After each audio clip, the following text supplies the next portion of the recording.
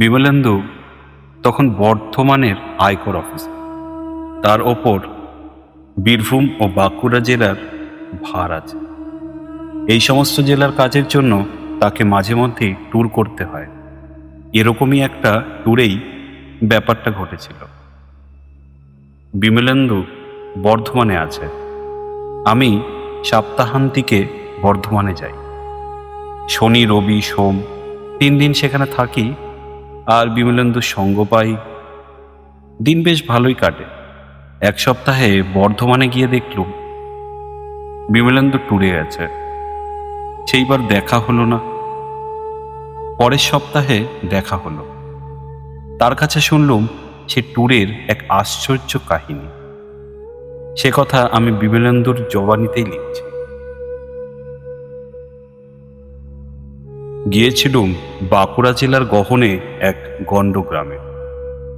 সে গ্রামে কিছু আড়তদার ব্যবসাদার আছে, ডাকবাংলো আছে, সুতরাং ওখানে গিয়ে তদন্ত করতে অফিসারদের কোনো অসুবিধা হয় না।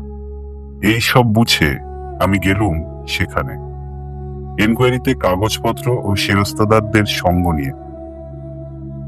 বেলা 3টে নাগাদ ডাকবাংলোয় পৌঁছল। অভ্যর্থনা করতে স্থানীয় ভদ্রলোকেরা এসেছিলেন। বাংলোটি মন্দ নয়, বেশ নির্জন, একটু যেন বেশি নির্জন বলে মনে হলো।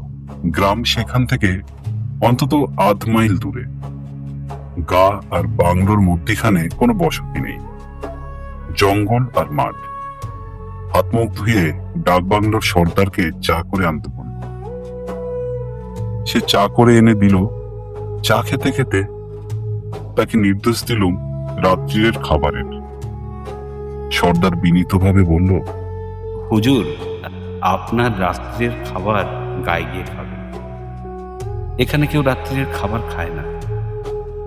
আমরা সবাই সন্ধ্যের পর এখান থেকে গায়ে চলে যাই। হুজুর যাবেন কিন্তু? আমি খানিক অবাক হয়ে বললুম, সে কি ব্যাপার, কি পাগলামি বকছো তুমি? ও বললে, এরপর এরপর কি হলো জানতে চান? তাহলে সাবস্ক্রাইব করুন ডাক টিকিটের ইউটিউব চ্যানেল।